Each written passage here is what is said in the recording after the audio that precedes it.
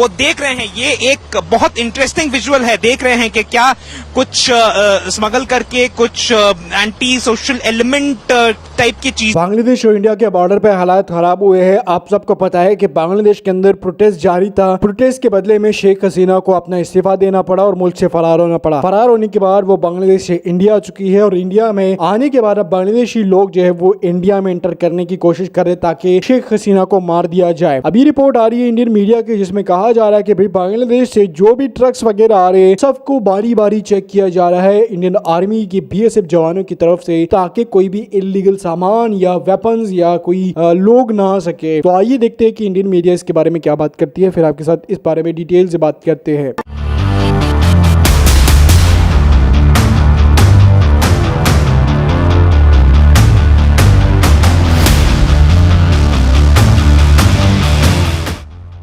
वो देख रहे हैं। ये एक बहुत इंटरेस्टिंग विजुअल है। देख रहे हैं कि क्या कुछ स्मगल करके कुछ एंटी सोशल एलिमेंट टाइप की चीजें यहाँ पे लेके आ रहे हैं कि नहीं। ये देखिए, सीट गद्दा उठाकर BSF के जवान जो है इसको प्रेस कर रहे हैं। पहले भी किया, अभी भी कर रहे हैं और ये लगातार जो है ये तीसरा ट्रक है जो हमने देखा यहाँ पर। और ऐसे ही ट्रक्स को नेहा जैसे हम सुबह से देखते आ रहे हैं कि इनको अलाउ किया जा रहा है इंडिया के तरफ। ये जैसे मैंने कहा कि इन ट्रक्स के पास परमिट है। आपको हम बांग्लादेश का भी नजारा दिखाएंगे। श्याम सुंदर घोष जो मेरे सहकर्मी हैं वो आपको दिखा पाए, क्योंकि ये इस पिलर के पीछे ही पूरा बांग्लादेश है। हम देख पा रहे हैं बांग्लादेश को। सिचुएशन फिलहाल यहाँ से तो ठीक ही लग रही है, लेकिन इसके अंदर क्या हो रहा है नेहा, ये बताना बहुत ही डिफिकल्ट है। बहुत ही शायद इसको जवाब देना डिफिकल्ट बन जाएगा। यहाँ पे एक बार बात कर लेंगे। दादा की अवस्था में तेरे क्या वो हिंदी मालूम है। क्या हाल है, क्या हाल है? हाल अभी उसी मामला गंभीर चल रहा है।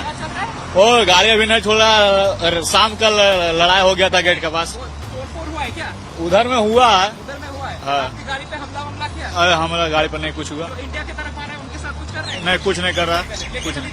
स्थिति क्या है? स्थिति अभी बहुत गंभीर चल रहा है। प्रोटेस्ट हो रहा है? वो गेट अभी सुबह से अभी गेट खुला है। ये बांग्लादेश का सीमा है और इसके ठीक पीछे ही बांग्लादेश की जो भूमि है वो है और ट्रक्स जो हैं वो आ रहे हैं। यहाँ पर अगर मैं क्लोजली कहूँ मेरे कैमरा पर्सन को जूम इन करने के लिए तो आप बांग्लादेश की फ्लैग भी देख पाएंगे। और फिलहाल यहाँ की स्थिति जो है, ट्रक्स जो है वो आते जाते रहे, अभी फिलहाल आ रहे हैं। स्कैन होते जा रहा है ट्रक्स को।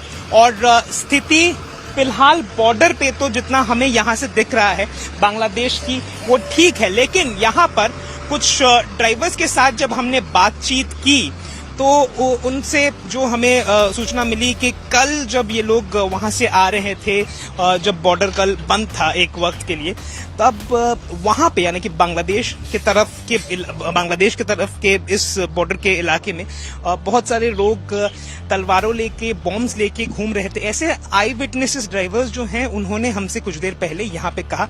लेकिन फिलहाल की स्थिति एकदम आंख के सामने है। ट्रक्स जो हैं वो BSF चेक करके इंडिया की तरफ छोड़ रही है। देखिए ये शुभेंदु अधिकारी का दावा है। और जैसे बहुत सारे लोगों ने बहुत सारे टिप्पणी जो है वो की है। कल ममता बनर्जी ने भी ये कहा कि इसको लेके राजनीति नहीं करनी चाहिए और केंद्र सरकार जो करेगी उसका समर्थन ऑब्वियसली स्टेट उसको करेगी भी।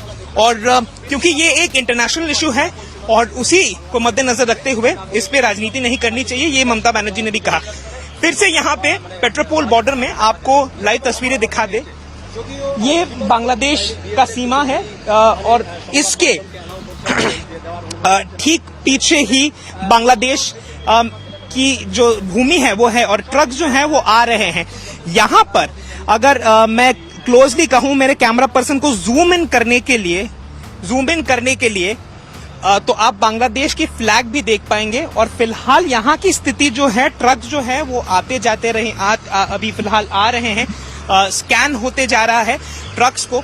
और स्थिति फिलहाल बॉर्डर पे तो जितना हमें यहाँ से दिख रहा है बांग्लादेश की वो ठीक है, लेकिन यहाँ पर कुछ ड्राइवर्स के साथ जब हमने बातचीत की तो उनसे जो हमें सूचना मिली कि कल जब ये लोग वहां से आ रहे थे, जब बॉर्डर कल बंद था एक वक्त के लिए, तब वहां पे यानी कि बांग्लादेश की तरफ के इस बॉर्डर के इलाके में बहुत सारे लोग तलवारों लेके, बॉम्ब्स लेके घूम रहे थे। ऐसे आई विटनेसेस ड्राइवर्स जो हैं उन्होंने हमसे कुछ देर पहले यहाँ पे कहा।